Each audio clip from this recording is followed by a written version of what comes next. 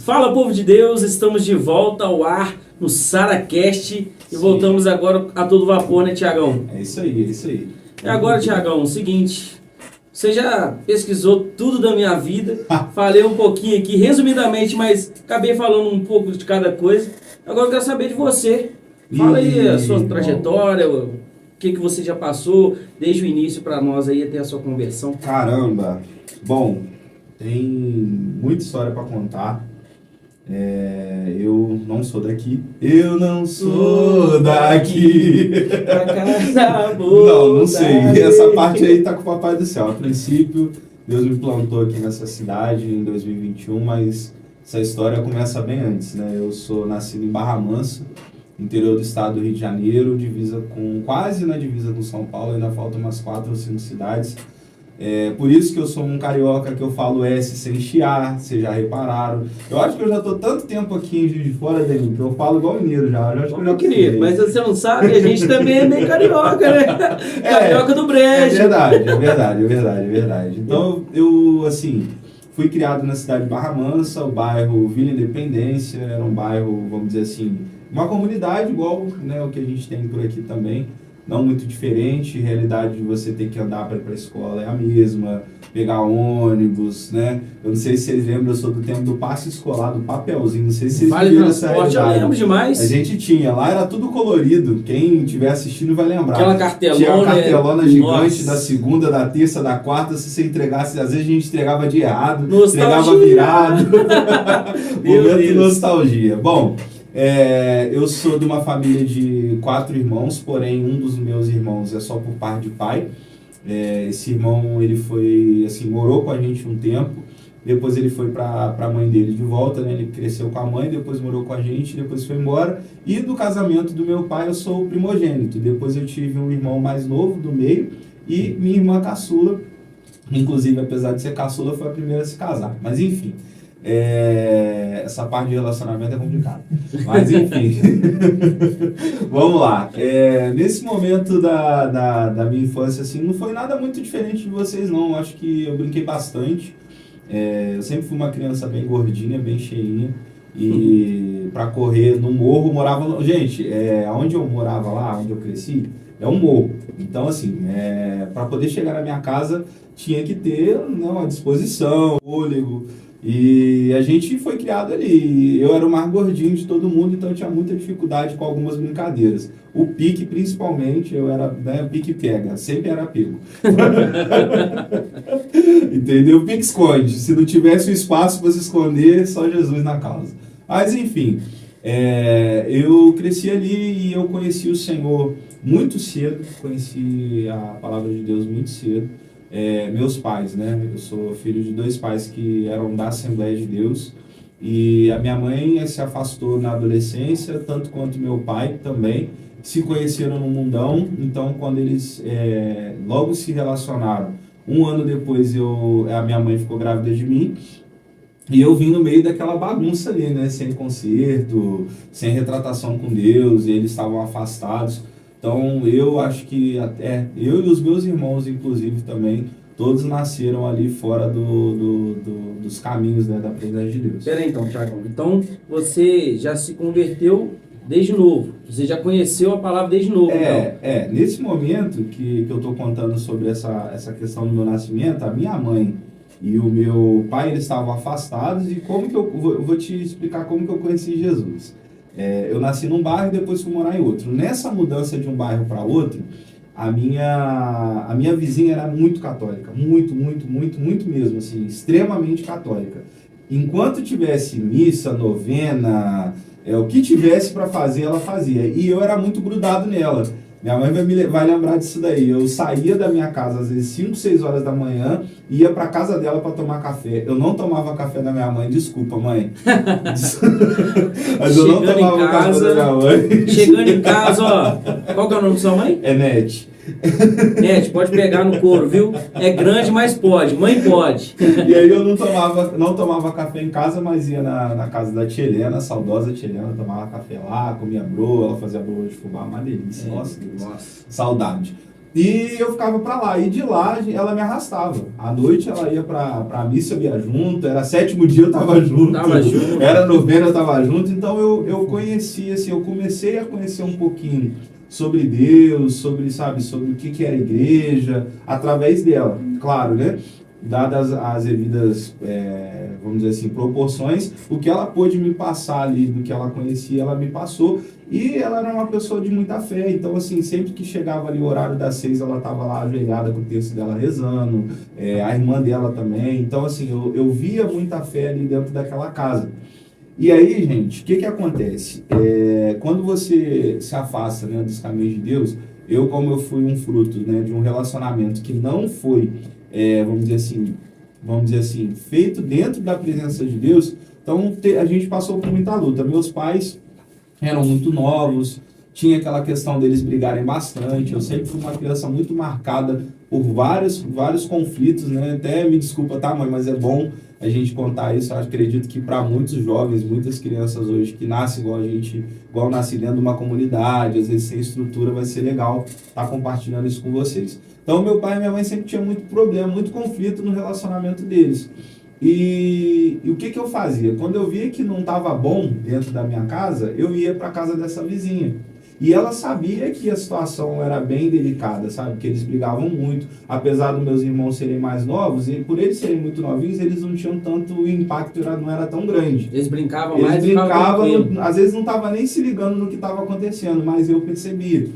Então, o que aconteceu? Eu estava muito lá, então eu aprendi ali, aprendi a rezar. Eu não orava, eu rezava. Eu ia para a igreja católica o tempo todo, sempre estava lá, ia nas missas, chegava lá e dobrava o joelho. Eu sou de um tempo, eu não sei como é que é hoje, sabe, na igreja católica, mas eu sou de um tempo que embaixo do banco tinha uma madeirinha. Não sei se você lembra disso. Eu também era desse tempo. Aí você ajoelhava, virava a madeirinha para você poder ajoelhar, para não ajoelhar no chão. Você mexia com o pezinho, ajoelhava, fazia lá sua oração, sua reza, depois sentava no banco e esperava o padre iniciar ali a missa.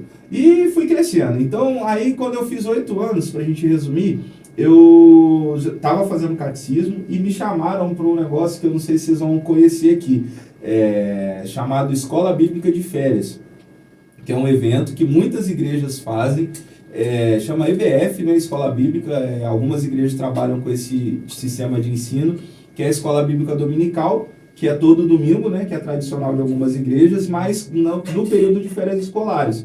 Então, no período de férias escolares, as igrejas faziam um movimento com pipoca, algodão doce, e você passava uma semana dentro da igreja. Mas isso daí já era na igreja católica ou já era... Na igreja católica tinha, mas era só no sábado de catecismo. Sim. Na igreja evangélica, eles faziam uma semana de... E aproveitava as férias, né? Aproveitava as férias, então era a semana inteira. Tu pegava ali, às vezes, assim, do início das férias escolares, ou seja, às vezes era na segunda quinzena, né? Pegava daquele início ali até o final do mês fazendo trabalho, fazendo evento. Aí tinha culto das crianças, aí tinha teatro, enfim, aí aquilo me dividiu o meu coração. Graças a Deus, a minha vizinha, ela nunca foi de me cobrar que eu fosse católico, mas ela sempre me cobrava que eu tinha que estar com Deus, que eu tinha que me apegar com Deus e tudo mais. E assim, gente, eu vou ser sincero para você, o culto infantil me arrebatou. O culto infantil me arrebatou, assim, eu fui ganho para Jesus. Eu quero que vocês entendam isso, num culto infantil. Uau, dentro da igreja católica? Eu estava na igreja católica, conhecia a palavra, mas não conhecia Jesus. Assim, eles tinham lá todo o ensino e tal, mas para mim, que era criança, aquilo era muito adulto. Eu era muito novo, eu tinha 6, 7 anos de idade, entendeu? Quando eu fui para esse evento, né, da igreja, até vou citar o nome da igreja aqui, se me der liberdade, a Igreja Metodista Wesleyana, foi o primeiro local assim, onde eu tive um contato com Deus. E estava acontecendo lá um evento chamado Escola Bíblica de Férias. E lá tinha muita coisa para criança. Então Jesus era contado com fantoche, com teatro, com dinâmica. Tinha coisas que atraem a criança. Então aquilo me ganhou, assim, me arrebatou de uma tal forma que eu achei que todo culto era culto de criança. Todo culto tinha aquilo.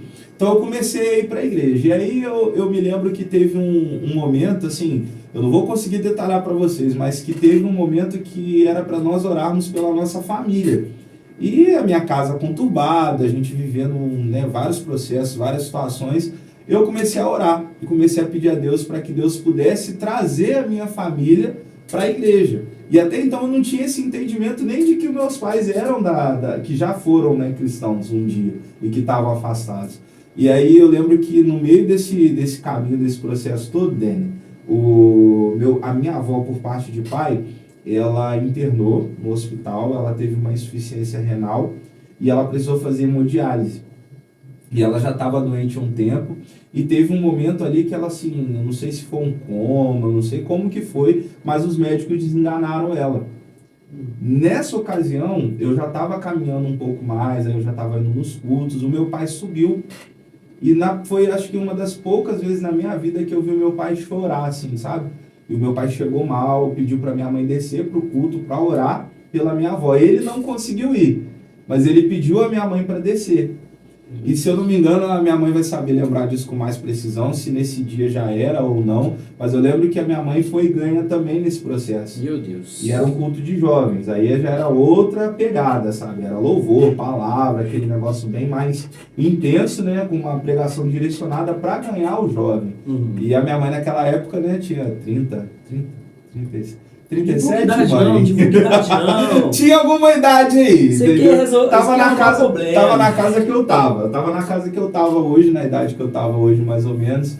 E aí eu lembro que, assim, foi muito gostoso ver minha mãe lá. Chega até a me emocionar com isso. E a minha mãe começou a ir. E ali foi, assim, o início do retorno da nossa família para a presença de Deus. Então, eu comecei a ir através de mim, né, da vontade que eu tinha de ir na igreja. Eu não posso deixar de contar isso, gente. Eu chorava para eu ir pro culto. Chorava. Assim, de debulhar mesmo, sabe? De falar, pelo amor de Deus, mas me leva para a igreja, porque eu não podia ir sozinho. Sim. Apesar da igreja ser no bairro, o bairro era um bairro escuro, a gente também era novo no bairro, não tinha muito conhecimento de caminho, de vizinho, nem de nada. Então a minha mãe me levava, olha só que loucura, Dani. Minha mãe pegava, gente, eu não sei se vocês vão se identificar com isso.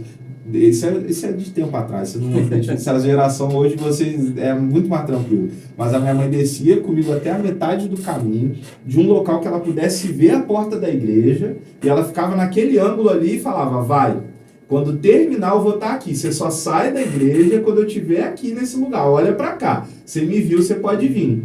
E aí, quando terminava o culto, eu ficava ali. Aí todo mundo, o que foi? O que você está esperando aqui? Eu estou esperando a minha mãe. Ah, não vem aqui não? Eu, não, ela fica me esperando ali. A gente vai lá levar você. Não. Eu ficava assim, porque a minha mãe falava assim para mim, não tá ninguém aqui não, eu vou vir só te buscar. E aí foi assim. E aí, nesse dia, né, contando um pouquinho de novo, quando a minha mãe foi no culto, Jesus, ele resgatou ela. E aí, no resgate da minha mãe, eu pude viver assim. Aí meus irmãos que eram mais novos vieram e tal, e só o meu pai ficou de fora. E eu vivi assim momentos assim muito assim maravilhosos na presença de Deus. Eu comecei a buscar uma coisa que a gente hoje não vê mais, né? As crianças, elas tinham o hábito lá na igreja de buscar renovo espiritual já cedo, desde cedo entender o que é receber a presença de Deus, o que é sentir a presença de Deus, dons espirituais. Cara, assim, para você que é jovem, para você que está assistindo a gente agora, está assistindo esse Saracast, busca, cara, busca. A gente às vezes pensa que é só se eu tiver um ministério, se eu estiver fazendo alguma coisa, se eu for líder de célula, se eu for no revisão, é só no revisão. Não, cara, querido, é todo momento. A gente chegava, Dene, na igreja, o culto era 7h30, a gente chegava às 6h30 e ajoelhava e começava a orar, sabe? Intercedendo, pedindo por renovação espiritual, pedindo para Deus nos usar, a gente criança. Meu Deus. Via as pessoas pregando no altar e a gente, sabe, alimentava esse desejo e eles alimentavam isso na gente também, sabe, da gente buscar. Então, assim, foi um momento, assim, muito sobrenatural na minha vida. Mas então, só resumindo aqui para eu poder entender. Sim. Você começou como criança, uma das suas referências era sua tia, porque seus pais eram desviados. Sua vizinha. Porque seus pais estavam desviados, um exemplo. Sim. Então, através de você ganhou a sua família de volta. É isso aí. Meu Deus. Deus, ele me usou, uma criança, por isso, Eu falo agora para você que é pai, para você que é mãe, que vai assistir esse episódio e que talvez imagine assim que não é possível. Deus, ele pode resgatar você através do seu filho. Então não trava seu filho de ir para a igreja. Às vezes você não tem força de ir, mas Deus vai usar o teu filho, a tua família, alguém dentro da tua casa vai ser luz e vai abrir portas para você poder voltar. Pode ter certeza disso. Pega essa chave, pega essa chave, pega essa chave. Meu Deus, Thiagão. E aí, Deninho, eu fui, comecei a caminhar e a minha mãe também. E aí as lutas, a gente pensa, né? Você que volta do Revisão de Vida sabe o que eu vou falar agora. A gente pensa que depois que resgatou um vai ficar tudo mais fácil, né? Não, querido. Não ficou fácil, ficou mais difícil, porque o meu pai não estava, minha mãe estava, julgo desigual dentro de casa, né? Minha mãe sonhava com casamento, estou falando de 2002, tá, gente? Se é 2002, 2003, a gente está falando de 20 anos para trás. Aí. Copa do Mundo do Ronaldo Fenômeno. Copa do Mundo do Ronaldo Fenômeno, era isso. A gente assistiu, cara. A gente assistiu de madrugada. Uau. No Japão, a Copa do Mundo dos Jogos era 2 horas da manhã, 3 horas da manhã. Era esse horário. Cara, meu pai chegava às vezes do serviço, aí ele falava assim, ó, vai dormir cedo, vai dormir todo mundo que eu vou acordar vocês pra ver o jogo. Olha aí. O pai vai lembrar disso. Aí dava a hora do jogo, a minha mãe levantava mais cedo, estourava aquela pipoca. Eu sou da época da rua cheia de bandeirola, vocês não vão lembrar disso. Rua pintada com a bandeira do Brasil. Então, assim, Esperando o Penta, que chegou. Então, assim, a gente tinha uma cultura muito diferente do que é hoje, né? E aí eu lembro que, assim, até a gente saiu do assunto da Copa do Mundo, mas é legal falar sobre isso porque é um tempo diferente, né? Sim, verdade. E o meu pai, ele nunca foi uma pessoa, vamos dizer assim, que ele não amasse os filhos, muito pelo contrário, ele sempre amou a gente demais, sempre cuidou da gente demais. O problema todo era, vamos dizer assim, o laço do inimigo mesmo, né, ali, as correntes prendendo uma pessoa que já pertenceu à presença de Deus e se afastou. Então acaba que o inimigo ele preenche mesmo ali, ele tenta suprir, tenta dar prazer em alguma coisa, bebida, traição, adultério, enfim. E muitos falam que quando a pessoa sai da igreja, ela tem aquela dificuldade de voltar, né? Tem, é muito difícil. Então Deus, e aí você vê o trabalhar de Deus, né?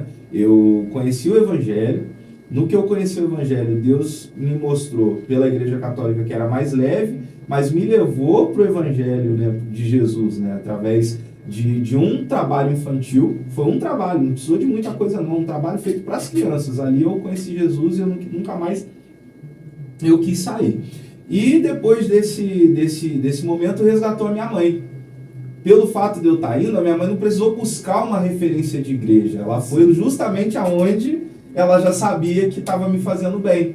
Exatamente. E foi ali que Deus começou uma obra assim, extraordinária na minha família. Bom, passando essa fase, chegamos na adolescência, eu cheguei na adolescência, e na adolescência, como todo adolescente, a gente tem a primeira paixão, né? Tem aquele momento todo, aquele, fulana, e pai, me dá 5 conto aí que eu vou comprar um salgado pra mim. Era nada, era pra comprar bala pra dar pra menina. Leva a bala pro colégio. Eu tenho uma balinha aqui. Cabelo, rapaz, na época eu tinha cabelo. Vamos lá. Esse assunto, ele Me fez lembrar dos bastidores agora, meu irmão. Nessa época eu tinha cabelo, irmão. E, não se arrisque, não se desafie a não acreditar nisso. Eu realmente tinha cabelo. E aí, eu lembro que eu queria impressionar, né? E a minha mãe até falou pra mim, filho, deixa o cabelo crescer que a mãe vai comprar um creme. Mãe, você vai lembrar dessa história. Não vou falar o nome da pessoa, não. Mas aí eu vou... misericórdia. Enfim. E aí a minha mãe comprei um pó de creme, passava no cabelo, eu saio com aquele cabelo branco, irmão. Branco de creme. Cacheado. Aí dava umas voltinhas assim, sabe? Igual com coisinha de cabrito. Eu tive cabelo assim também.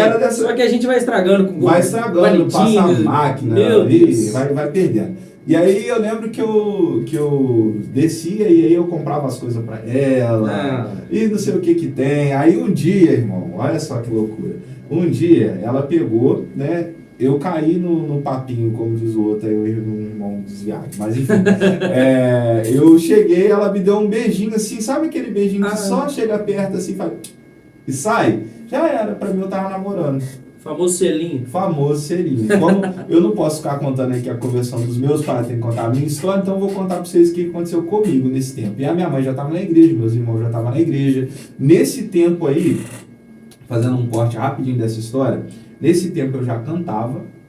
Eu cantava com as crianças da igreja. Quantos anos de idade? Tinha 10, 11. Uau. 10, 11 anos. Começou cedo. Comecei cedo. Eu sempre fui muito maduro, isso também é um negócio muito legal de falar. Eu sempre tive a cabeça assim, eu não ficava com as crianças da minha idade para conversar. Eu conversava com a galera de 13, 14, 15. E tipo assim, eu sentava com um adulto para conversar. Os pastores aí também, que eu acredito que vão assistir, né, que foram meus pastores, meus líderes lá também, vão lembrar disso. Eu sentava com os adultos para conversar. Com adulto, não era com criança não. Isso aí serve para qualquer um, querido. Serve para mim, serve para você que está aí atrás dessa câmera. Querido, se você quer ser grande, quer crescer, busque amizades, referências, que seja maior que você. Em quem é grande. Em quem é grande.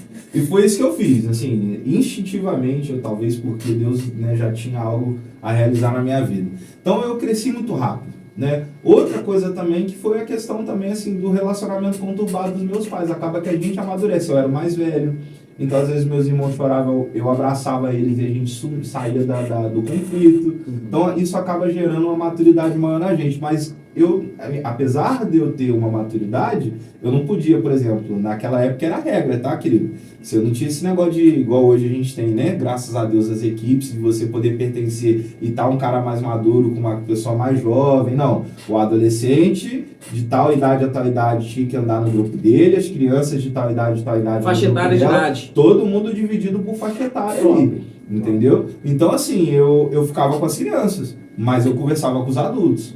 Porém, na hora de cantar, como eu tinha uma responsabilidade maior, eu ensaiava, eu prestava atenção na música, eu tirava a letra, graças a Deus, né? Deus me abençoou. Não é a melhor voz do mundo, mas eu me esforço bastante. E aí, assim... Vocês já ouviram esse cara cantar, gente? Querido, eu vou te convidar a vir na igreja. Mais pra frente eu vou falar sobre aqui. Mas vem na igreja e ouvir esse cara cantar. Meu Deus. Misericórdia, irmão, misericórdia. Meu Deus. Dele, nada meu. Mas enfim, o que acontece? Eu comecei a participar muito e eu recebi uma oportunidade de pregar, cara. Uau. Com 11 anos de idade. Meu Deus, foi a sua primeira pregação? Foi a primeira vez que eu preguei na igreja. Uau. Eu preguei num culto, se eu não me engano, de uma terça-feira, ou não lembro se foi fim de semana ou se foi dia de semana. Mas como foi isso? Como é que foi a preparação para esse momento? Muito bem. Então, lá existia um programa, assim, eles tinham a escola dominical e a gente sempre tinha a oportunidade de falar o que aprendeu. Facilita. Facilita. Então, assim, é como se fosse uma célula. Isso. Tudo no ar, você está ali aprendendo. É isso aí. Você vai exercendo o que você aprendeu ali para depois... É isso aí. Então eu comecei a falar, eu falava muito bem, eu me comportava muito bem. E chegou um momento que eles falaram, cara, vamos dar uma oportunidade desse menino pregar, vamos ver como que vai ser. E era o meu sonho, eu tinha sede. Sede. Então esse chamado que você tem hoje já era de antes, já estava no seu coração. De criança. Deus plantou isso no meu coração muito cedo. Meu Deus. Muito cedo. E aí eu fui e assim, Deus honrou, foi um momento assim ímpar na minha vida. E naquela ocasião eu estava assim, vivendo muita experiência com Deus, muita. Eu já tive muita experiência, gente, assim, vocês não têm ideia, sabe? De Deus, assim, usar pessoas, assim, de dons, sabe? Dons espirituais. Você vê a pessoa falar em mistério e a outra interpretar do outro lado. De coisas, assim, sobrenaturais mesmo. Assim, coisas que a gente já viveu também próximo aqui, num tempo próximo. Mas você vê aquilo quando criança, aquilo mexe muito com a sua estrutura, sabe? E faz você sonhar, faz você desejar, faz você querer viver, faz você querer experimentar. Então isso fez com... Sim, mexeu muito, sabe? E eu falei, meu Deus, eu quero viver isso. Pra que eu fui falar isso, né, irmão? Entregou. A hora que eu falei pra Deus que eu desejava a vida, Deus falou, toma, filho, então eu vou te mostrar que E aí eu fui aprendendo o caminho, sabe? A me consagrar, a me separar pra Deus, a ter o jejum. Eu fazia jejum criança já. Pequeno já. Pequeno. Uau. Né? Então Deus me deu essa oportunidade. E aí, voltando à história lá da namoradinha, foi aonde que começa, né? Que aí a gente entra na adolescência, irmão, e a gente muda.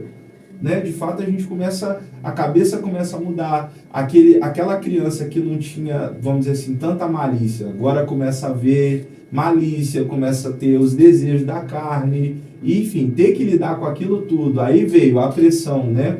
De você ser uma referência muito jovem.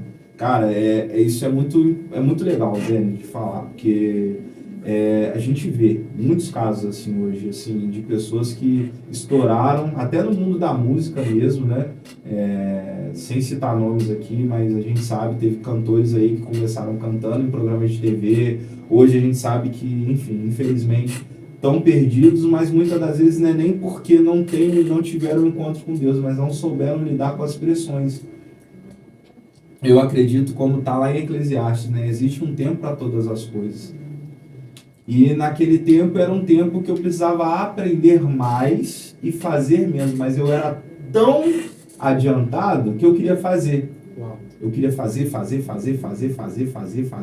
e eu abraçava as coisas, e eu pegava a responsabilidade, e eu dava conta criança. Uau. Eu dava conta, sim, pré-adolescente eu dava conta de coisas que adulto não conseguia fazer. Olha aí, querido, você que fica dando desculpinha aí pro seu líder. Ah, líder, eu não consigo abrir uma célula.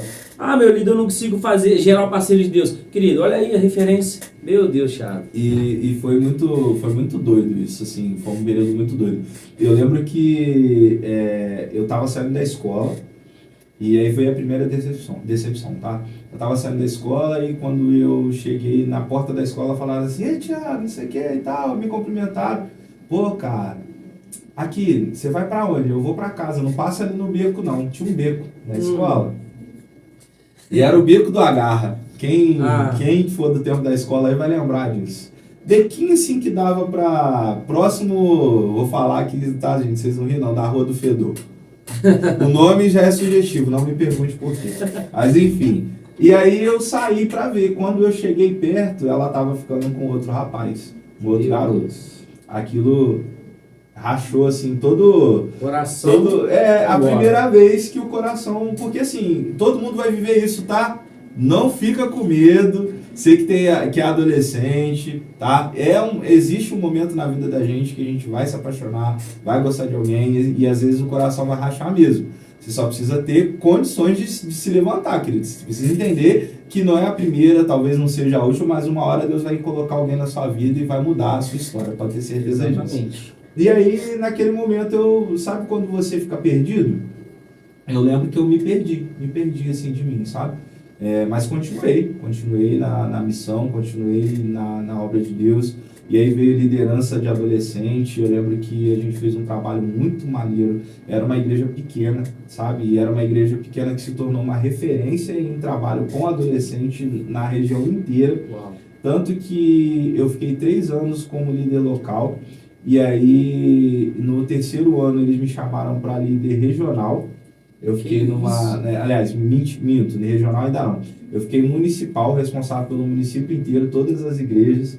E aí a gente fazia os encontros, organizava. Eu tinha equipe de louvor que a gente montava, eram os próprios adolescentes que faziam, selecionava, ia nas igrejas. A gente tinha um negócio chamado consagração distrital. Quem é desse tempo, com certeza vai lembrar. Consagração distrital, a gente juntava todo mundo num ônibus. Só adolescente, irmão. 12, 13, 14, 15, enchia ônibus. Ia para a menor igreja que tinha na cidade. A gente não ia para a grandona. A gente focava nas menores. E aí, por exemplo, vamos supor, você é de uma igreja pequena. Do nada, 7h45 da manhã, você vê adolescente, criança. Enche a igreja. Louvor, adoração, palavra, pessoal chorando, dança. Então aquilo cativava quem estava em volta. Uau. Cara, assim, foi extraordinário. E aquilo não foi um projeto. Eu falo para você, querido, tudo que eu estou falando aqui, nesse momento que vocês estão ouvindo, por favor, não é para me engrandecer, eu não tenho nada a ver com isso. Foi tudo Deus que foi plantando no nosso coração e a gente foi vivendo isso de uma forma muito espontânea. É o propósito que Deus colocou no seu caminho, Sim. né? Olha só, um menino que foi ganho por um projeto infantil, sim, por fantoche, teatro e tudo, olha onde chegou. Cara, assim, se eu fosse falar tudo que eu vivi, é muita coisa, não dá pra chegar não tem como eu contar a minha história toda, assim, com o que a gente tem. Mas eu preciso resumir. E aí eu lembro que nessas ocasiões, assim, teve uma muito, muito peculiar, Inclusive eu tive uma perda dessa amiga agora no fim do ano, né? Ela era uma das mais rebeldes que tinha lá na igreja, assim. Ela via as meninas, ela queria unhar, queria bater. Não vou com a cara de fulana, ciclana me... Nossa, Deus, é história para contar, mas enfim. E aí a gente foi para uma dessas consagrações. E no momento de oração, o Espírito Santo desceu, houve um quebrantamento. Cara, assim, eu tenho uma experiência... A experiência que eu tenho com o Espírito Santo é que antes do fogo, né, do fogo vir, existe um arrependimento, existe um quebrantamento, existe uma restauração da comunhão, sabe? Eu fico muito retraído quando eu vejo altares aparentemente incendiados, mas sem restauração, sem comunhão. Eu lembro que existe uma passagem, né, que é necessário, né, que se retire a cinza e que se coloque lenha nova para que o fogo ele possa realmente arder e que ele possa descer. Então, assim, não vou entrar nesse assunto, mas enfim, o que acontecia era isso, a gente trabalhava muito isso, sabe? Porque o adolescente, ele não tem muita noção, ele peca como qualquer outra pessoa. Com certeza. Só que ele não tem muita noção da consequência daquele pecado, do peso que aquilo tem. Então a gente trabalhava isso cedo com eles, desde cedo. Ó, querido, não adianta, você vai pecar mesmo, não é fácil, não é complicado, mas esse momento você está consagrando a sua vida a Deus para você ser cheio da presença dele. E isso foi assim, sobrenatural. E eu lembro que aconteceu a consagração, no final eu ainda tive a oportunidade de pregar nesse dia também, e aí no final, quando nós estávamos saindo, a gente entrou no ônibus, e no ônibus a gente começou a cantar. E começou a cantar, e começou a cantar, e começou a cantar. De repente, o caminhão que estava na nossa frente, ele passou e arrebentou um fio. E o fio caiu no meio, assim, da rua e ficou no meio, assim, não ficou no chão e nem no alto, no meio. Então, o ônibus não tinha como passar. Nossa.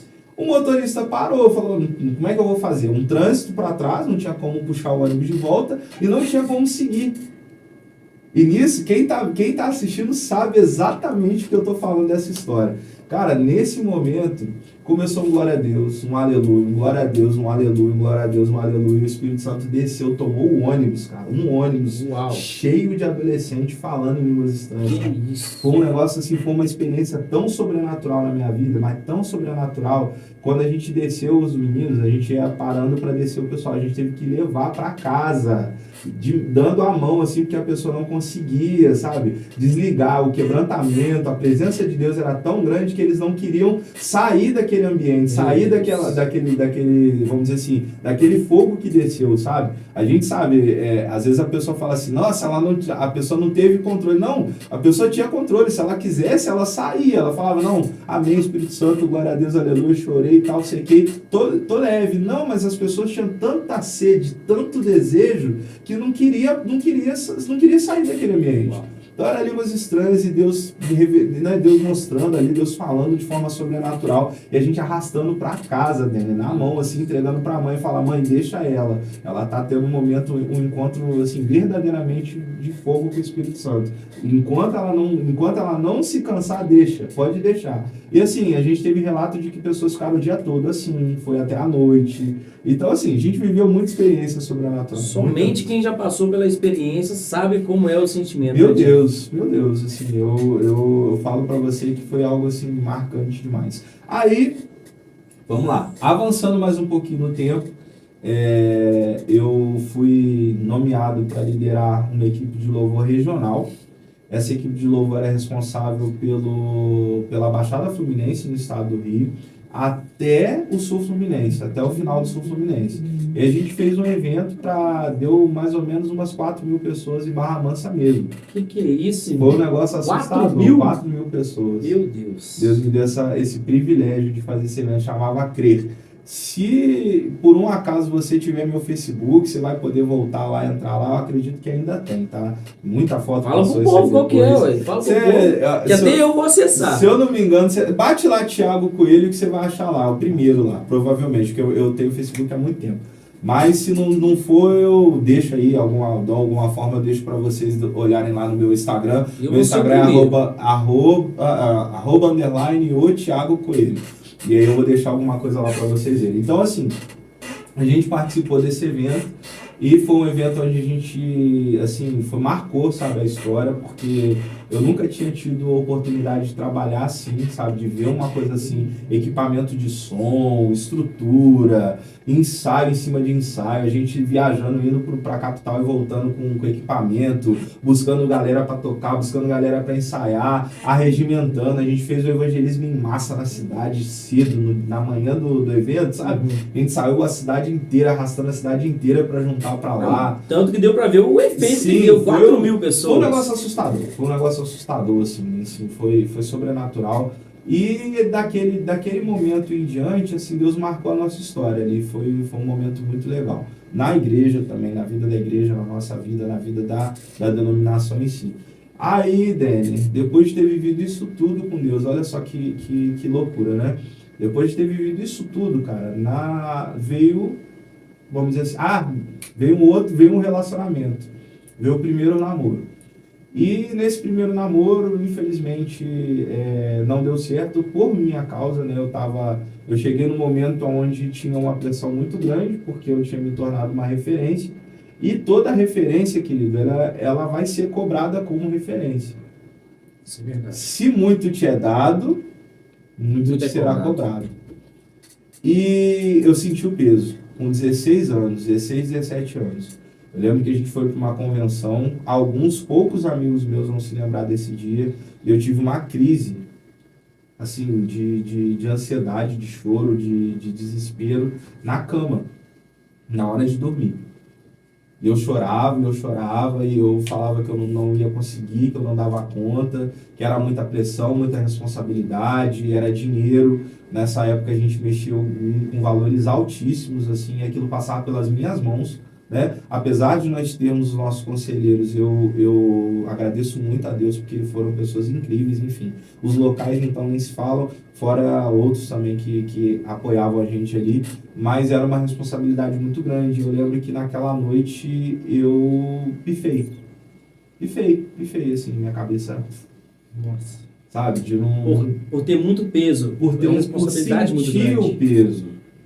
Não era que eu carregava aquele peso todo sozinho. Não. Jamais, gente. Jamais eu carreguei esse peso todo sozinho. Era tudo muito bem dividido, muito bem distribuído. Mas espiritualmente, eu fiquei, vamos dizer assim, à frente. Então, o mundo espiritual, e olha só, querida, a gente não tinha uma estrutura de mundo espiritual igual eu recebi aqui na nossa terra. Então, a gente não tinha muita noção do que eram esses ataques, de como eles viriam, sabe? Hoje, graças a Deus, eu aprendi muito. Mas eu lembro que eu fui atacado nas minhas emoções. O ataque foi ali.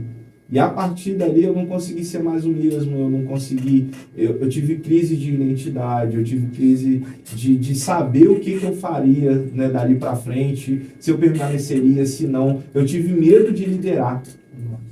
E aí, naquele momento, eu comecei a buscar outras alternativas para me afastar sem demonstrar que eu estava tendo uma crise, que eu estava em crise. Essas coisas acontecem com todo mundo, né, Thiago? Todo mundo que está assim, à frente, com a responsabilidade. Um líder, um pastor, alguém que está à frente de algo que é muito grandioso. Sei. Quando todo mundo está focado em algo para Deus e você está à frente, o inimigo vai tentar você. Porque ele derrubando você, vai afetar todo mundo. Afeta. E afetou de fato. E nesse momento eu comecei a trabalhar e eu entrava na empresa às 7 da manhã, era um supermercado, entrava às 7 da manhã e às vezes eu fechava a loja, 10 da noite eu estava lá. Ou quando não, eu saía às 6 horas da tarde, ia para a escola, ficava na escola até 10h20, 10h30 e ia para casa. O que isso fez? Eu me afastar do altar, isso fez eu me afastar das responsabilidades, porque eu tinha justificativa. A gente sabe, o pastor é mestre em falar isso, quem é bom desculpa, não é bom mais nada. E eu comecei a apresentar as minhas desculpas, e para não estar. Mas, na verdade, aquelas desculpas, aqueles compromissos que eu arrumava, mascaravam uma dor. E qual que era essa dor? De eu não me sentir preparado e não saber lidar com a pressão que eu estava sentindo. Tanto no mundo espiritual, por ser uma referência para a vida de adolescentes, para a vida... E quando você é referência para uma juventude, querido, isso tem que ficar muito bem claro. Quando você se torna uma referência para jovem, O jovem ele não quer saber das suas dores, das suas limitações. Ele precisa que você seja essa referência para ele não desistir. Porque se o jovem procurar uma referência e ele não encontrar, ele para. Ele para, simplesmente ele para. Então eu comecei a me desligar aos poucos e me distanciar. Primeiro eu entreguei a liderança local, que eu tinha ainda, olha só para você ver, nesse tempo eu lidava com uma liderança regional no louvor, com uma liderança municipal, e aí eu era diretor municipal, e eu ainda tinha liderança local. Então eu tinha muita responsabilidade, eu não podia deixar a peteca cair na igreja onde eu estava, não podia deixar a peteca cair com os eventos, com os trabalhos que tinha na cidade. A gente tinha 3, 4 encontros no ano, a gente tinha encontros regionais que a gente tinha que movimentar, receber o dinheiro da galera para levar a galera para o Rio, para outros estados. A gente tinha os encontros ali de cada igreja que a gente tinha que ir lá fazer a representação. O diretor está aqui, o representante, o supervisor distrital, que chamava, né, supervisor. O supervisor distrital está aqui e tal, fazia aquela presença para a galera ver que você estava ali. E aí, assim, essa pressão toda, assim, minha mente pifou, literalmente pifou. E a partir daí veio o exército. O exército veio na minha vida justamente nesse momento. Você serviu? Chegou a servir? Eu fiquei 5 anos no exército. Uau! 5 anos. E eu lembro que quando eu fui pro exército, eu falei, legal, agora realmente eu tenho motivo para não... Meu Deus! para não fazer nada. E nesse ano que eu fui pro exército, eu tinha entrado numa... que antigamente, né, há tempos atrás, como é que era feita, levantava os líderes? Isso é legal para vocês poderem saber. Os líderes nas igrejas eram levantados através de voto.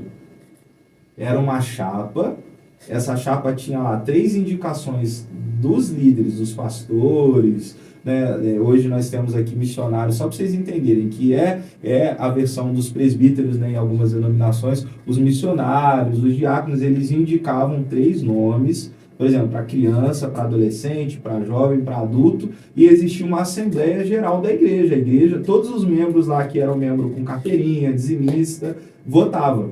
E aí, assim, era 50% dos votos mais um para você ganhar. Então, se tivesse 200 pessoas votando, você tinha que receber 101 votos para você ser eleito. Se você receber 100 votos, você não podia ser eleito. Aí tinha que ter uma reunião para poder desempatar. Olha só, interessantíssimo isso. Loucura, era assim. E aí eu lembro que eu ganhei para diretor de jovens, e eu era, tinha recém saído da adolescência, tinha acabado de fazer 18 anos. Adolescente de 3 a 17, jovem de 18 em diante. E eu ganhei. No que eu ganhei, eu ainda me esforcei para criar um trabalho, criar um ambiente, mas eu entreguei. Foi ali, começou, olha só, querido, um negócio muito legal que me veio aqui agora. Deus, às vezes, ele vai colocar coisas na sua mão para você fazer. Ele vai te dar meios. E tudo que Deus colocar para você, ele vai te dar meios para você fazer. Isso é inevitável. Assim, é inegociável de que, se é Deus que está te entregando algo, ele sabe que você tem capacidade de realizar, querido. Só que existem momentos em que Deus, ele te entrega, mas você não quer receber. E é uma decisão sua.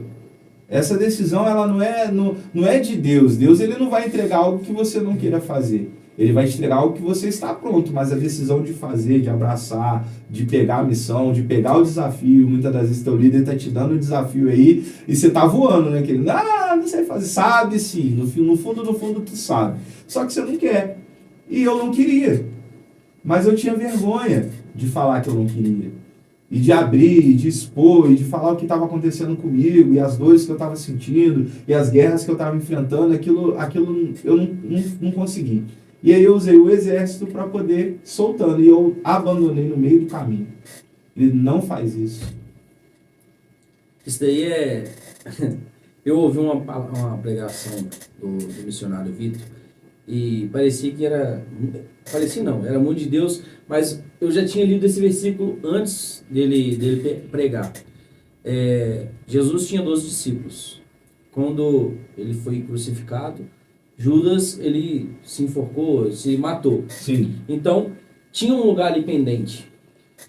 Uma cadeira. Quando ele desistiu do chamado. Então, quando você desiste de um chamado, a sua cadeira está vaga. vai estar o seu lugar vago. Então, vai ter uma pessoa para entrar no seu lugar.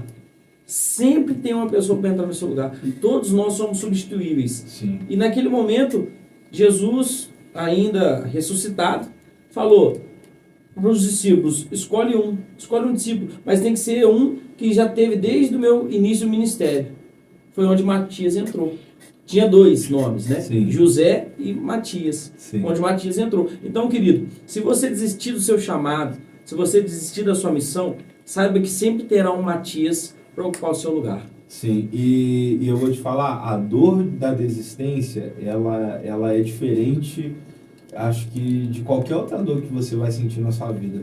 Talvez quando você se sente incapaz de fazer alguma coisa, não sou capaz, tá pesado demais, tá difícil demais, você vai se apegar em Deus vai colocar pessoas que vai te ajudar, irmão. Assim como Moisés lá, né, tava com os braços erguidos lá e começou a tremer os braços, veio alguém ali, né, e agregou, vamos lá, mano, vamos segurar que a guerra vai avançar. Deus vai colocar pessoas. E assim, no meu caso, eu realmente, a crise me afetou de uma forma que eu não soube lidar, não estava preparado e nem quem estava me vendo estava preparado para poder suprir ou para poder identificar o que estava acontecendo. Então eu saí e nisso que eu saí eu comecei a viver outras situações, infelizmente. Aí eu fui para bebida, eu comecei a sair de casa aos poucos, eu saía, pegava uma peça de roupa, levava, aí eu voltava para casa da minha mãe, juntava mais uma peça, até que a minha mãe descobriu que já não tinha mais peça quase nenhuma no guarda-roupa, sabe? Aí é que eu falei para ela, mãe, eu aluguei um lugar para mim morar, tô morando em tal lugar, tô ficando em tal lugar e vou começar a viver minha vida, sabe? Teve um episódio muito legal também, cara, é muito complicado falar sobre mim porque eu tenho muita história. Teve um momento que eu e meu pai, a gente estava sentado no sofá, eu lembro que meu pai queria assistir jornal e eu queria assistir qualquer outra coisa que não era jornal, lembro só disso. E aí ele pegou e falou, não, eu quero que veja jornal, vai botar no jornal. O homem da casa. Daquele jeito, o homem da casa. Graças a Deus, meu pai era o homem da casa e é até hoje. Graças a Deus. Mas naquele momento, eu adolescente, peitudo, 18 anos. Que eu não posso ver nada. Ele pegou e soltou uma palavra. Não está satisfeito. Enquanto você estiver debaixo do meu teto, eu que mando. Aí sabe o que eu fiz? Ó! Dei linha na pipa, irmão. Fui morar sozinho. Que você esperava, né? Era o que eu estava esperando. E aí, assim, você vê que vão sendo vamos dizer assim, um nó atrás do outro. O diabo, ele não está preocupado, irmão, em armar um laço espetacular para te tirar da presença de Deus. Não. Ele precisa de um pelinho.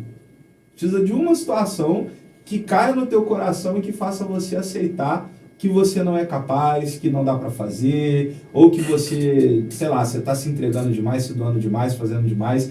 E ó, se você não tiver em oração, se não tiver preso em Jesus, não tiver ali cativo da presença de Deus, buscando em Deus em todo tempo, desculpa, querido, ele vai arrumar um jeito de te tirar da presença. Ele vai arrumar um jeito.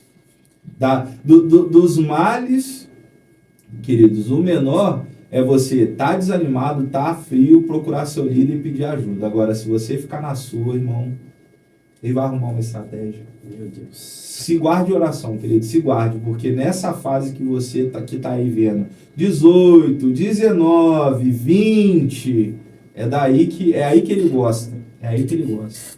Caraca, Thiagão, meu Deus.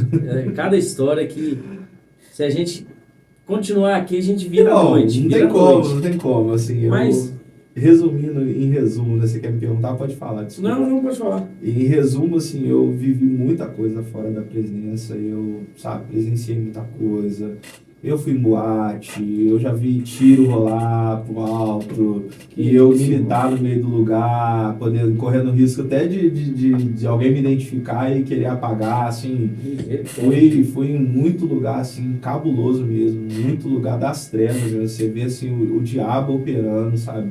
Sexualidade, promiscuidade. Enfim, não vou citar nomes aqui não, porque vai que gera saudade em algumas pessoas, né? Melhor não.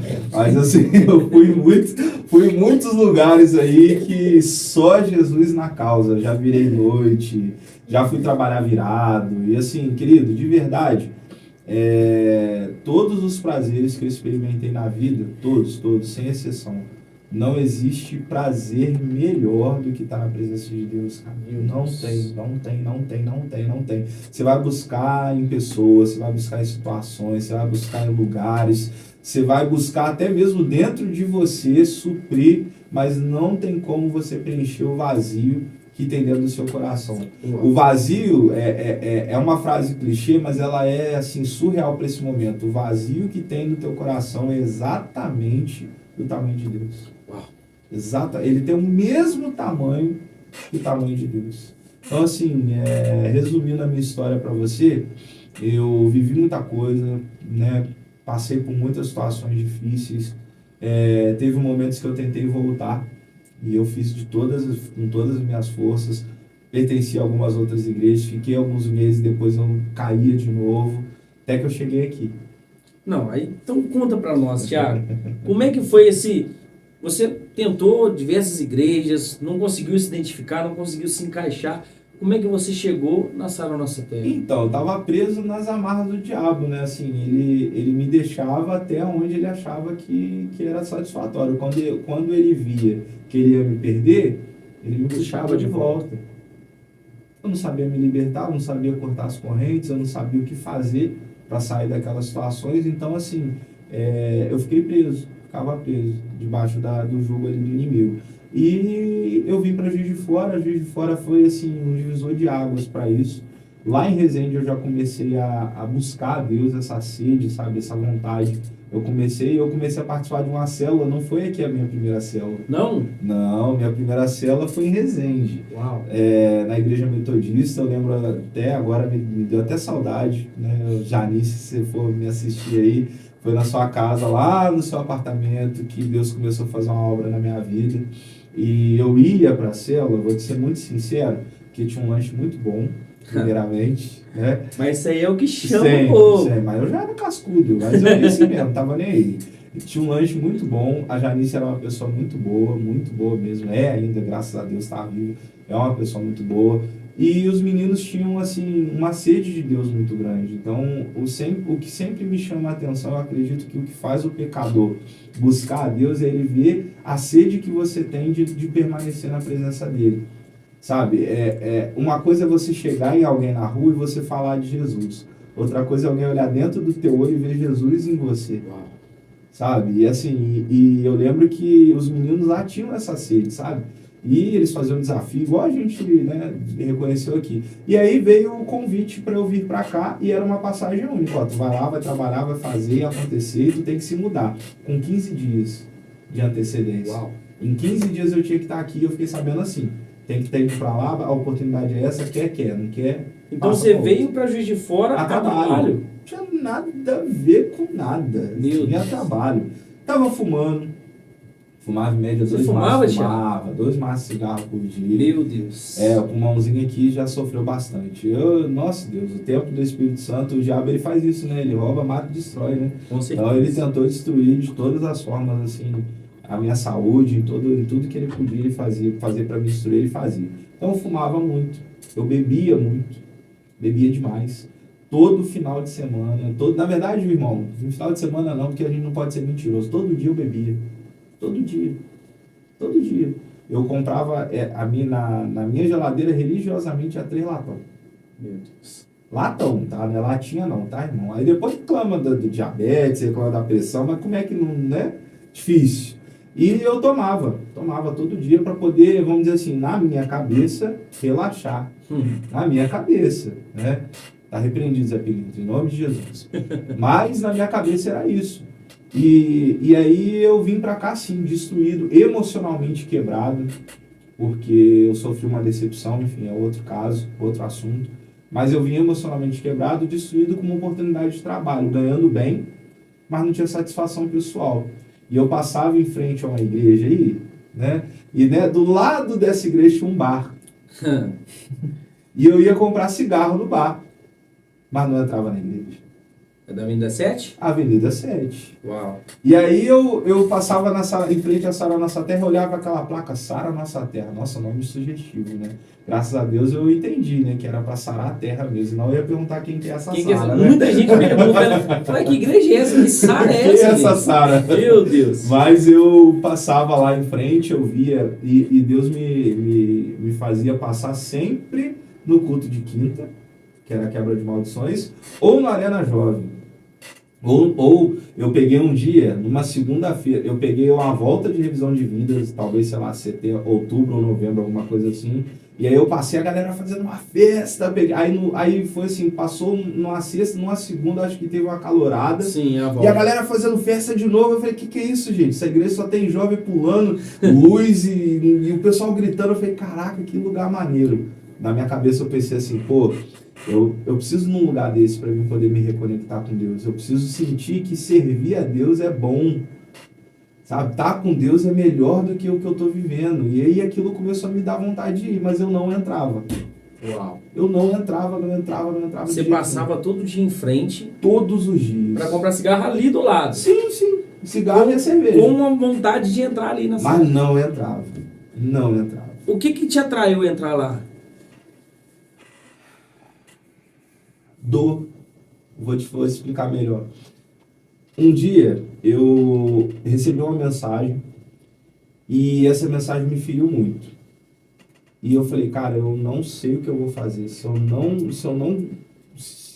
eu voltar para a presença de Deus, eu preciso que Deus me aceite e me limpe. Porque se eu não conseguir me limpar, eu não sei o que vai ser de mim. Eu estava com pensamentos terríveis, de fazer coisas horríveis, querido. O diabo, ele faz isso, tá? Ele vai te levando até o momento que você não tem mais força.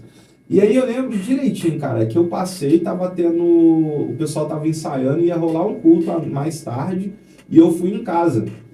Eu falei, eu vou nesse culto. Era uma quinta-feira. Você morava ali em São Sebastião? Morava no São Bernardo, em cima. Isso, em cima umas 2 ruas para cima da igreja. E eu falei, eu vou em casa primeiro, vou tomar um banho, vou me arrumar, não vou chegar assim, vou chegar melhorzinho, um pouquinho mais bem apresentado, tava cansado, aquele dia tinha trabalhado a pé.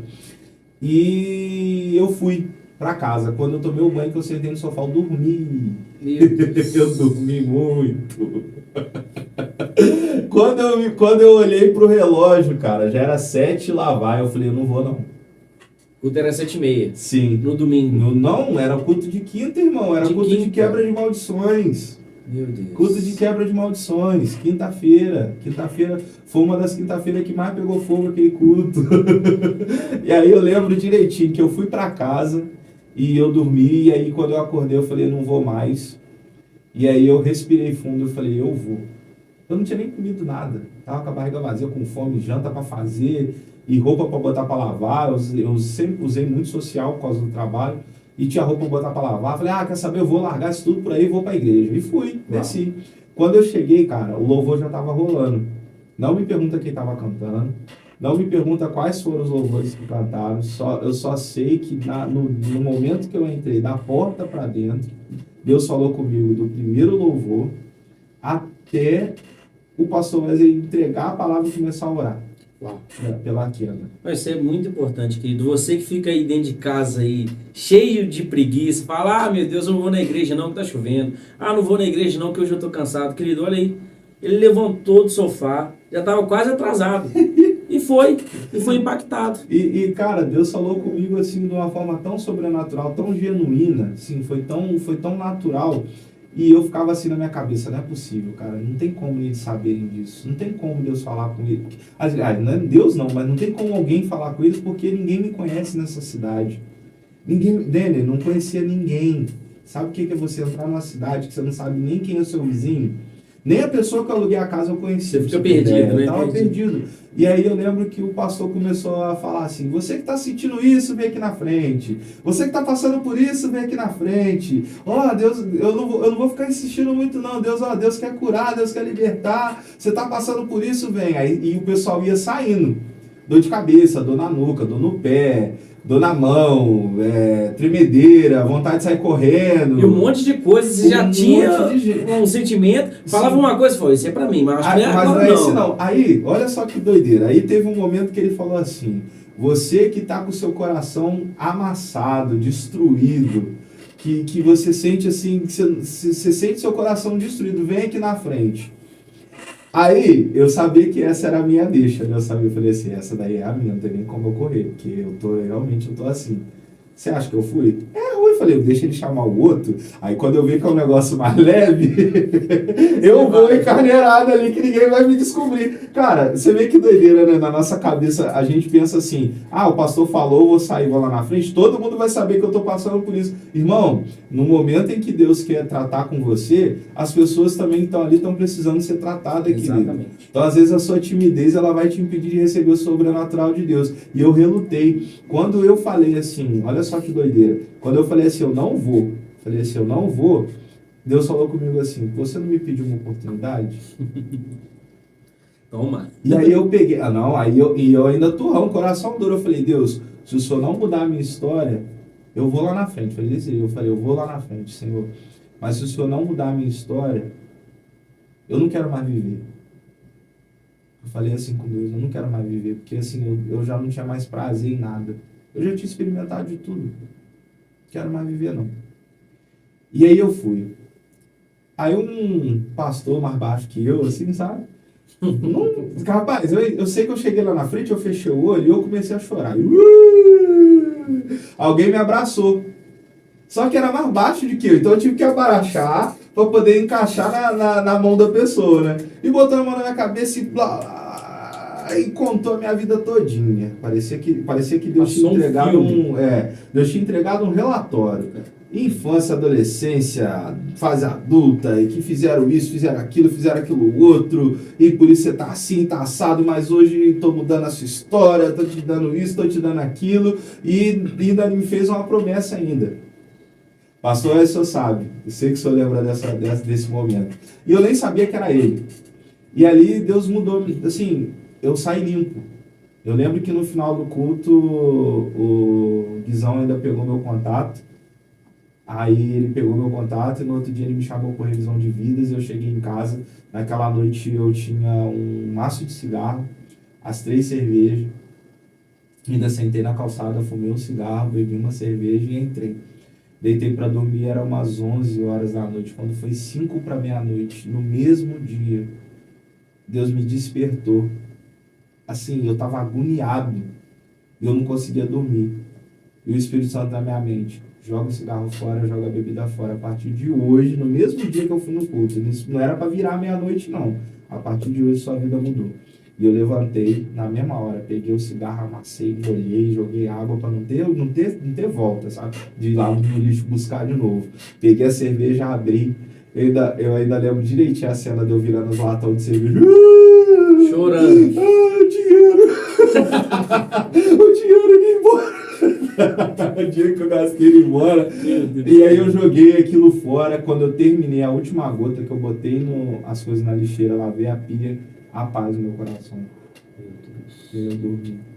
E no outro dia, que o Guizão me chama por revisão de vida. O Guilherme. Gente, se vocês conheceram o Guilherme, vocês vão entender o que eu tô te falando. Quem conhece sabe que eu tô falando dessa figura. E ele mandava mensagem, vai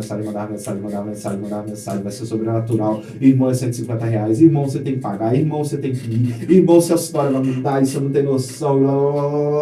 4 horas da tarde. O Guizão mandando mensagem, eu falei, quer saber? Eu não vou destratar esse irmão, não.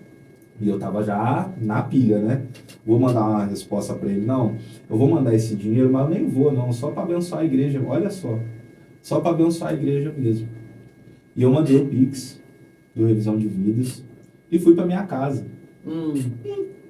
Pergunta para mim se eu consegui ficar em casa. Não, você foi no culto na quinta e a revisão era na sexta-feira. Meu Deus do céu. Meu Deus do céu. A revisão de vidas era no dia seguinte, e olha que irmão. Tem gente que fica na igreja mais de meses, é convidado para estar na revisão de vidas e não vai. Arruma um líder chato. Você não vai conseguir ficar assim, não. Arruma um guizão pra você. Rapaz, ele mandou mensagem. Por fim, o pessoal perguntando, e ele falando, pastor, e o pastor querendo fechar, né, as varas do revisão. Pastor, tá doido aqui, irmão. Quer saber se você vai mesmo, se você não vai? Que vai fechar onde? Você vai ficar sem vaga? Cara, você vai perder o que Deus vai fazer na sua vida nesse lugar. Não é possível que você vai fazer isso. E ele, né? E aí eu mandei o Pix. No que eu mandei o Pix, ele ficou em paz. Tipo assim, tá pago, não é possível que ele pago, o cara vai, ué. Deu 7h30, era pra estar na igreja, eu tava em casa. E ele mandando mensagem, eu via a notificação e não respondia. Tipo assim... Eu acho que eu lembro desse dia, que eu acho que foi eu que fui lá buscar você, não foi não? Ou foi alguém de carro? Eu lembro, não sei se eu fui buscar você ou deixar você lá. Isso é uma das coisas eu lembro. Você me deixou, na volta foi, da né? revisão, você me deixou em casa por causa das bolsas. Mas na descida, tava... Na descida eu não lembro agora, eu acho que eu ainda desci sozinho. Conseguiu descer. Desci sozinho, mas para levar você levou. Aí eu lembro direitinho, cara, que eu peguei e não ia. Do nada, cara, eu senti assim, sabe quando você é empurrado? Sabe, eu senti que eu levantei, eu ganhei uma energia assim, sabe, uma força sobrenatural, foi impulso. Do impulso, eu levantei umas roupas feias, irmão, mas feia, eu não tinha nem programado de sair de casa. Sabe aquele fundo do guarda-roupa? Que fica aquela calça que você usa pra dormir, aquela camisa que você nem... Eu falei, cara, eu não tenho roupa, eu não tenho como ir nesse lugar. E pra aquele momento especial? Que tinha não que ter uma roupa? tinha, irmão, eu não tinha. Mas você arrumou aquela top lá? Que top o quê, irmão? Aquilo lá era a roupa que eu usava pra trabalhar. Que isso, tá trabalhando bem demais. Aí, olha só, aí eu lembro que eu catei aquelas roupas e enfiei pra tudo dentro da bolsa, e eu lembro que eu tinha comprado um peixe, cara. E na noite anterior, Dani, eu tinha comido peixe, não, minto, isso mesmo. Eu tinha comido peixe e tinha um peixe que eu tinha limpado e não tinha usado. E eu não guardei na geladeira, irmão. Nossa, ficou foda. Aquilo ficou o dia inteiro no sol, a casa tava pesteada, mas um cheiro. 3 dias, né? 3 dias. Enfim, desci por revisão. Cara, eu só tenho uma coisa pra falar pra você, querido. Você que está vendo esse podcast hoje, está recebendo um pouco de Deus, está ouvindo o que eu estou compartilhando aqui. Assim como Samuel, que ouviu a voz de Deus e atendeu, querido, se você ouvir a voz de Deus, acho que está em Deuteronômio isso, não endureça o teu coração, cara.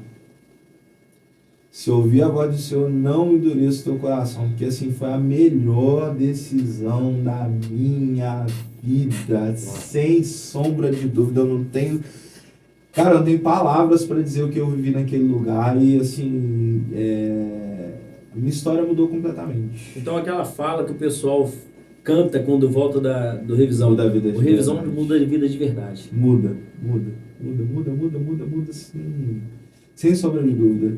Não pensa você que eu voltei do revisão e que, né, hoje, santo, só falta Jesus tocar a trombeta que eu tô no céu, né? Assim não, querido. Você vai lutar constantemente.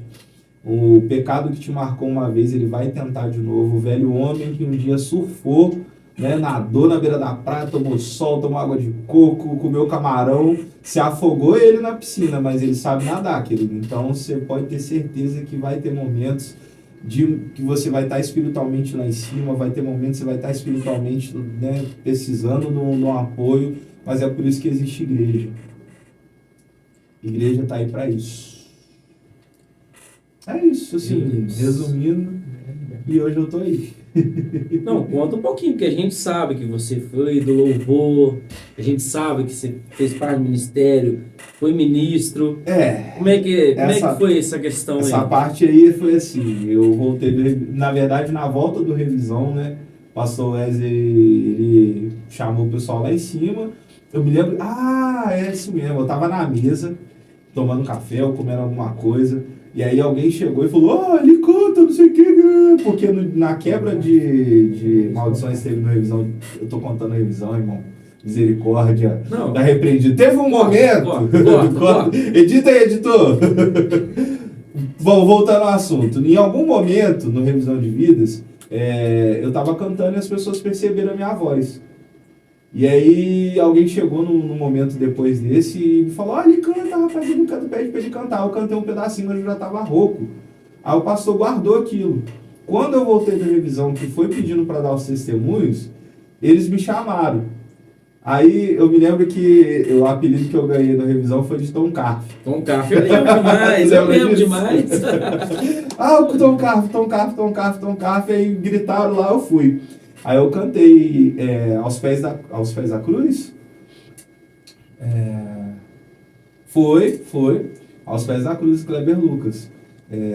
Pois o que chora aos pés da cruz, clamando em nome de... Foi isso mesmo. E aí eu lembro que eu cantei essa canção e dali pra frente, assim, eu comecei a participar de uma célula, fiz IV, fiz Instituto de Vencedores, não tem como fugir. E no momento, assim, eu senti chamado e aí falaram, vai ter um ensaio do louvor, quem quiser participar, desce aí para poder passar ver como que é e tal, pra gente poder ver se dá para colocar vocês. E eu desci. Foi um ensaio de domingo de manhã e a galera tava cantando e era o missionário Vitor e, enfim, a banda inteira. Eu lembro que naquele dia eu tô tentando lembrar o louvor que tava cantando aquele dia, que eu sei que era um negócio alto e minha voz ela não chegava. Não de jeito nenhum, fazia de tudo pra voz chegar. A voz não chegava e o missionário, solta essa voz, irmão, tá aqui, ó, vai pra fora, e nada de sair, você lembra disso? Era exatamente assim. E o negócio não saía, e eu querendo chorar já, que eu falei, meu Deus, isso aqui não é pra mim, não. E aí eu lembro que, assim, foi sobrenatural, e aí eu lembro que depois disso eu comecei a ensaiar. Primeira oportunidade que eu tive de cantar foi no encontro de casais. Você lembra disso? Lembro. A gente eu cantei no encontro de casais lá no altar, na chave de Beck, naquele dia. E dali pra frente vieram as mudanças e eu continuei participando até que chegou o momento de eu ministrar pela primeira vez. E para mim foi muito especial estar voltando pro altar, porque eu já tinha mais de 10 anos que eu não pisava no altar. Não estou dizendo que isso é um motivo de gloriar nada disso, não, mas a honra de você fazer algo para Deus, de você, tipo assim, de você poder estar ali e você se sentir, não digno, mas assim, de ter a oportunidade, caraca, Deus realmente me resgatou, olha onde Ele me colocou. Gratidão. Isso aí. E aí o medo, a tremedeira, tudo, né? Essa parte, o pacote frio na barriga, isso daí todo mundo sabe. Mas foi, assim, sensacional, assim, para mim. Foi naquele momento que eu percebi que houve um resgate de Deus para minha vida, sabe? Que houve um divisor de águas, que o que eu vivia antes, Deus tinha afastado de mim, tinha me dado vestes novas, uma vida nova com Deus. E aí a gente ministrou, a gente começou a louvar, começou a participar. Depois disso veio outros projetos, até inclusive na sua liderança também, que aí acabou, né, que você entrou na liderança do louvor e veio cantata, né, a gente viveu muito momento bom. Você não só canta, como toca instrumentos também, né, Thiago? O teclado, verdade. Aí, assim, além de estar no back, depois eu comecei a arranhar no teclado. Vamos testar aí. Aí colocaram no teclado, nossa, duro toda a vida, irmão. Eu lembro, não, que cara, isso, não. Cara, tira as músicas de ouvido. Irmão, ó, é o seguinte, eu vim de uma geração que não tocava worship.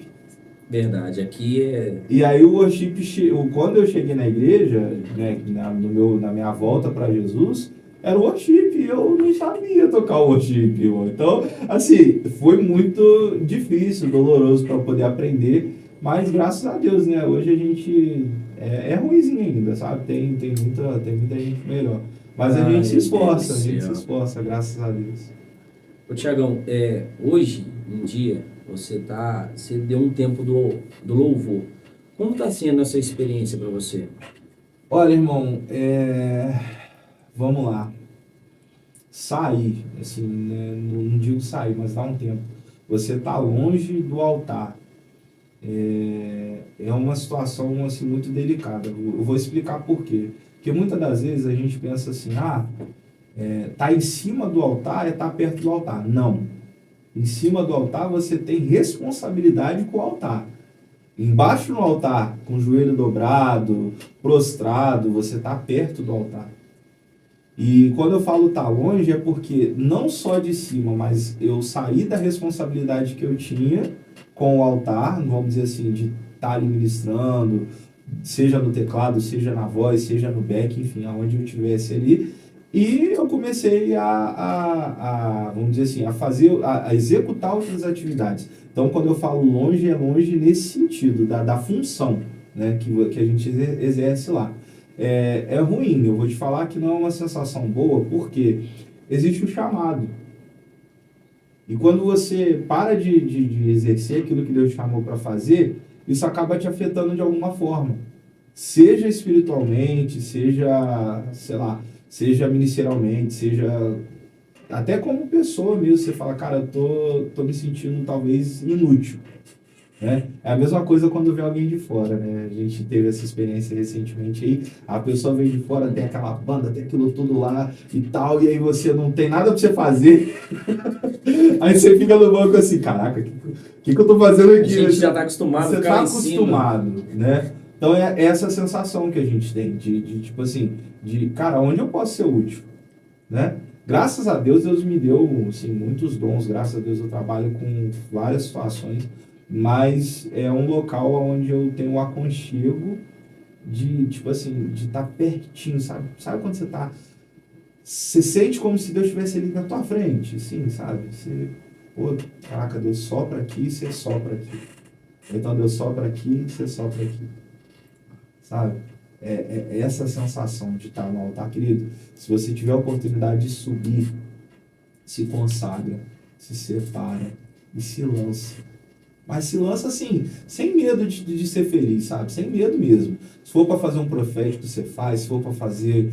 dá o aviso no final do culto, você dá o aviso. Se for fazer abertura, você faz a abertura. Mas se entrega mesmo, fala assim, Deus, eu tô aqui, faz o que o Senhor quiser fazer comigo. Deixa Deus trabalhar, que é maravilhoso. Isso. Eu vou te fazer uma pergunta aqui, não sei se você vai querer responder agora, mas tipo assim, você tem um sentimento de voltar pro louvor, pro ministério em si? Porque a gente estando tanto em cima do altar quanto embaixo a gente louva a Deus, Sim. certo? Mas você tem esse sentimento de voltar pro altar, pro ministério de louvor? Ele tem que fazer essa pergunta. É pergunta minha, irmão, pergunta minha, porque tipo assim, irmão, nós que somos do Ministério de Louvor, nós que viemos lá da Sara, da Avenida 7, o Simon que está aqui na produção com a gente também, que faz parte do Louvor, nós temos uma conexão maravilhosa sobre o Ministério de Louvor. E nós sabemos como é que é sentir estar lá em cima. Então por isso que eu tenho uma saudade desse irmão que está louvando comigo lá em cima lá. E essa que é a minha curiosidade. Quando que você volta, meu irmão? Irmão, vou responder a sua pergunta e, assim, quem já pisou no Santos dos Santos sabe de outro lugar, não. Não tem como eu não ter desejo, não ter vontade de voltar para o lugar onde, assim, eu vivi e eu sei que eu vou viver experiência sobrenatural com Deus, sabe? Não tem como eu abandonar o lugar onde Deus ele fala para mim assim, eu quero você aqui. Eu posso estar em qualquer lugar, eu sempre vou sentir saudade de estar ministrando, de estar fazendo, assim, sendo um canal de Deus para as pessoas, de ver a presença de Deus descer, não porque eu tô lá, mas assim, porque Deus ele tá me usando. E assim, apesar de eu creio, né, a gente é usado por Deus, onde a gente está, ali é um lugar em particular, é o meu jardim secreto, assim, é o meu secreto com Deus, e ali, às vezes ninguém nem imagina, mas enquanto eu tô ali ministrando, eu tô num secreto com Deus, assim, num sobrenatural com Deus que só eu e Ele. Uau. Meu Deus. É isso. Querida, a Igreja Sara Nossa Terra, nós temos vários núcleos, né, de voluntários. O Thiago, ele é um dos instrutores aí do IV, ele é o líder, né, Thiagão? Do IV, ele dá aula no IV. Hoje nós estamos aqui com esse projeto maravilhoso que é o SaraCast, que é mais um projeto da igreja, né, sobrenatural. E tamo junto, velho, tamo junto nessa, vamos quebrar tudo. Esse é o nosso ano. Esse é o ano do SaraCast explodir, não para engrandecer a mim, engrandecer o Tiago, mas engrandecer o reino de Deus. É o reino que tem que avançar, irmão. É o reino que tem que avançar. Eu acredito muito que Deus ele nos permite deixar um legado. Todos os homens de Deus que passaram pela face da terra, eles deixaram um legado. Alguma coisa ficou para as futuras gerações. E se Deus me plantou aqui, me tirou da onde eu estava, da cidade que eu estava, me colocou nessa cidade, dentro dessa igreja, é porque algo ele tem para fazer. E eu tenho certeza que se amanhã ou depois ele me recolhendo, oh, glória, ou então eu sendo enviado para alguma missão, eu creio que alguma coisa eu pude fazer, não só porque eu quis, mas pelo sangue de muitas pessoas que passaram por aqui. Eu sempre vou me lembrar, vendo essa estrutura toda, que isso aqui não nasceu da noite para o dia, não. Antes da gente, antes de nós, antes dos meninos que estão ali atrás ali, alguém sangrou muito para essa igreja chegar onde ela chegou. Com certeza. E a gente aqui é só ferramenta. Uau. É isso. Tiagão, quero te agradecer pela oportunidade e a honra de poder estar tendo esse bate-papo aqui, essa entrevista contigo. Meu Deus, sobrenatural. Quero agradecer a produção, a Dai, o Simon, o Juninho, que nos convidou a estar nesse projeto, confiou na gente, esse projeto maravilhoso como entrevistadores. E quero convidar você, querido, você que está aí atrás das câmeras aí, nos vendo, querido, busque muito esse SaraCast, que é só apenas o início. Então compartilha, comenta, passa para os seus irmãos, para o seu vizinho, para sua família. Cara, pega os cortes, entendeu? Dá um jeito de jogar no status do WhatsApp e compartilha mesmo, joga pra mãe, joga pro pai e mostra. Olha lá, tá vendo? Tá achando que eu tô aqui indo pra igreja, mas eu tô orando pela senhora, tô orando pelo senhor. Querido, creia, Deus faz milagre, cara. Minha família hoje serve a Deus. Minha família hoje serve a Deus. Meu Deus. Meu Deus. Nós ficamos por aqui, né? É isso aí, fechamos. Um abraço no seu coração. Fechamos esse piloto, graças a Deus. Graças aleluia. a Deus. É isso. Sobrenatural. Sobrenatural esse momento, tá? A gente estamos junto, né, Deninha? Até depois do fim. Com certeza. Isso? Vamos que vamos, gente. Deus abençoe. Valeu. Lembre-se, quem está em Cristo não vive por acaso. Vive por um propósito. Oh, que isso. Tamo junto.